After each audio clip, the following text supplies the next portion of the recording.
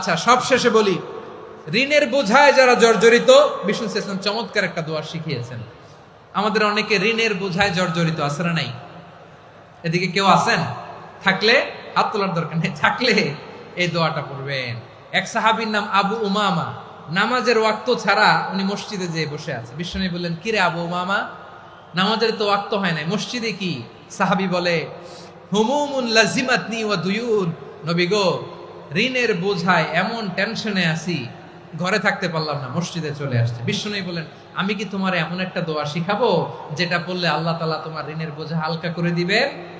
আবু উমামা বললেন, ইয়া রাসূলুল্লাহ, অবশ্যই শিখাবেন। বিষ্ণু বললেন, তাহলে তুমি পড়বা, আল্লাহুম্মা ইন্নী আউযু বিকা মিনাল হাম্মি ওয়াল হাযান ওয়া আউযু বিকা মিনাল জুবনি ওয়াল বুখল ওয়া আউযু বিকা মিন গালাবাতিদ দাইনি ওয়া কাহরির রিজাল।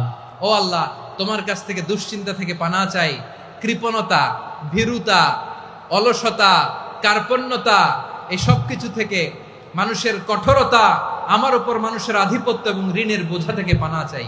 এই দোয়াটা যখন বিষ্ণুনবী শিখাই দিলেন, আবু উমামা বারবার এই দোয়া পড়েন, আল্লাহুম্মা ইন্নী আউযু বিকা মিনাল হাম্মি ওয়াল হাযান ওয়া আউযু বিকা মিনাল আজজি ওয়াল কাসাল ওয়া আউযু বিকা মিনাল জুবনি ওয়াল বুখল ওয়া আউযু বিকা মিন গালাবাতিদ দাইনি ওয়া কাহরির রিজাল। আবু উমামা বলে, এই দোয়া আমি পড়তে লাগলাম। কিছুদিন পরে দেখা গেল বিষ্ণুনবীর শেখানো এই দোয়ার বদৌলতে আল্লাহ তাআলা আমার সব ঋণ পরিশোধের ব্যবস্থা করে দিয়েছেন।